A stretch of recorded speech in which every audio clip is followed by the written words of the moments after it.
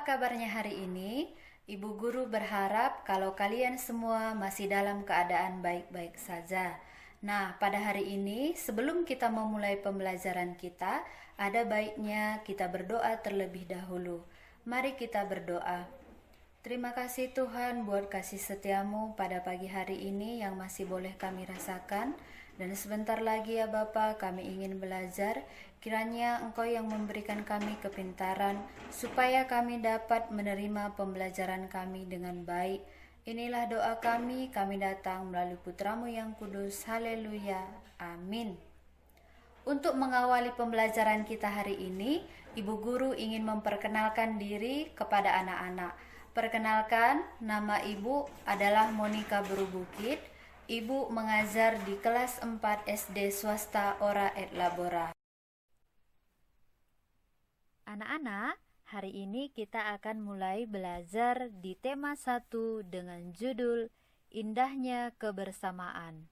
Dan di subtema yang pertama, Keberagaman Budaya Bangsaku. Nah, fokus pembelajaran kita pada hari ini adalah mata pelajaran Bahasa Indonesia di kompetensi dasar 3.1. Dengan tujuan pembelajaran kita hari ini ada 2, yaitu pertama, setelah membaca teks tentang keragaman budaya, siswa mampu mengidentifikasi gagasan pokok dan gagasan pendukung di setiap paragraf dari teks tersebut dengan mandiri. Kedua, setelah membaca teks tentang keragaman budaya, siswa mampu menyajikan gagasan pokok dan gagasan pendukung di setiap paragraf dari teks tersebut dalam bentuk peta pikiran dengan tepat. Sebelum kita lanjutkan materi, Ibu Guru ingin menyampaikan bahwa negara Indonesia terdiri dari bermacam suku bangsa dan budaya, namun tetap dalam satu wadah Negara Kesatuan Republik Indonesia, atau sering kita singkat dengan NKRI. Keberagaman tersebut merupakan anugerah dari Tuhan Yang Maha Esa dan sangat patut untuk kita syukuri. Kita masuk ke dalam materi kita pada hari ini. Dengan materi kita adalah gagasan pokok dan gagasan pendukung. Nah, di mana gagasan pokok dan gagasan pendukung ini sangat erat kaitannya dengan sebuah paragraf. Karena sebuah paragraf yang dikatakan sempurna apabila memiliki gagasan pokok dan gagasan pendukung.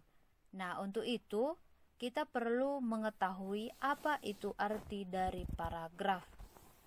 Paragraf adalah kumpulan kalimat yang biasanya mempunyai satu ide pokok dan cara penulisannya agak sedikit menjorok ke bagian dalam atau menggunakan garis baru. Nama lain paragraf adalah alinea.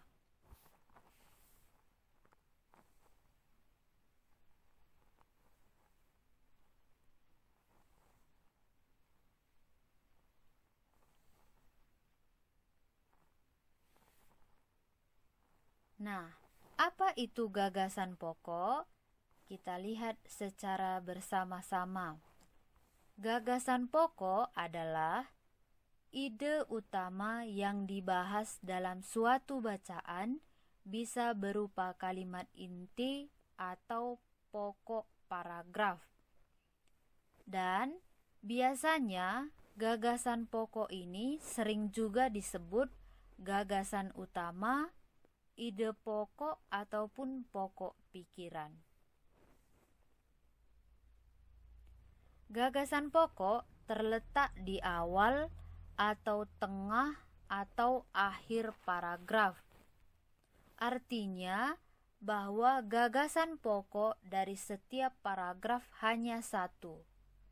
Jika di awal, hanya di awal. Jika di tengah, hanya di tengah. Jika di akhir, hanya di akhir. Jadi tidak boleh kita mulai dari awal sampai akhir atau dari tengah sampai akhir. Tidak boleh, hanya satu. Nah, bagaimana dengan gagasan pendukung? Gagasan pendukung adalah uraian atau tambahan informasi pada gagasan pokok atau sering disebut dengan gagasan penjelas. Karena fungsinya adalah menjelaskan gagasan pokok. Sekarang kita perhatikan contoh yang telah Ibu sajikan. Ibu akan membacakannya untuk kita semua. Pawai budaya sangat menarik bagi warga Kampung Babakan. Pawai ini selalu menampilkan keragaman budaya Indonesia. Udin dan teman-teman tidak pernah bosan menanti rombongan pawai lewat. Tahun ini mereka datang ke alun-alun untuk melihat pawai tersebut. Kakek Udin pun terlihat sabar menanti. Terdengar suara gendang yang menandakan rombongan pawai semakin dekat. Jadi dari teks bacaan yang telah kita baca, kita akan menentukan kalimat mana yang akan menjadi gagasan pokoknya dan gagasan pendukungnya. Nah, cara menemukan gagasan pokok ada dua cara. Yang pertama, kita harus membaca teksnya dengan seksama. Dua, temukan kalimat utamanya. Berarti kalimat utama adalah kalimat yang pertama muncul di paragraf tersebut. Tadi sudah kita baca, dan yang menjadi kalimat utamanya adalah pawai budaya sangat menarik bagi warga Kampung Babakan. Apa yang dibicarakan di kalimat utama ini, inilah yang menjadi gagasan pokok dari paragraf tersebut. Jadi yang menjadi gagasan pokoknya adalah pawai budaya di Kampung Babakan, karena itu yang dibicarakan. Nah, bagaimana dengan gagasan pendukungnya? Nah, di sini bisa kita perhatikan gagasan pendukungnya itu ada 5.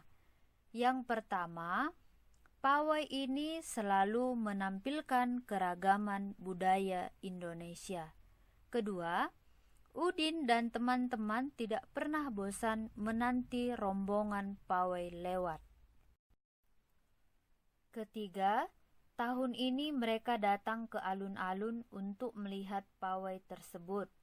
Keempat, kakek Udin pun terlihat sabar menanti. Kelima, terdengar suara gendang yang menandakan rombongan pawai semakin dekat.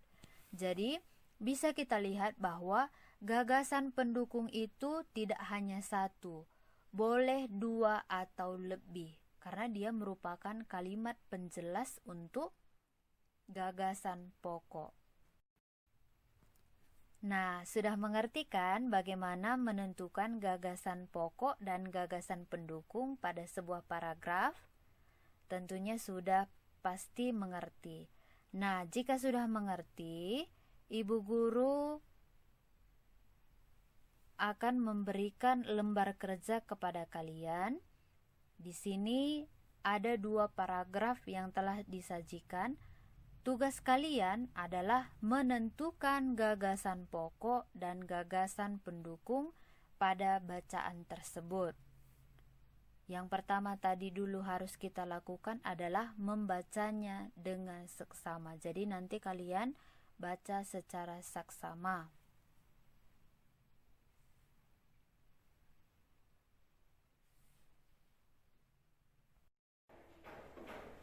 Nah, mudah kan? Jadi, kesimpulan pembelajaran kita hari ini adalah bahwa gagasan pokok dan gagasan pendukung dapat kita temukan di dalam sebuah paragraf. Jadi, demikianlah pembelajaran kita hari ini. Sampai bertemu di pembelajaran yang selanjutnya. Tetap jaga kesehatan. Terima kasih. Tuhan Yesus memberkati. Dah.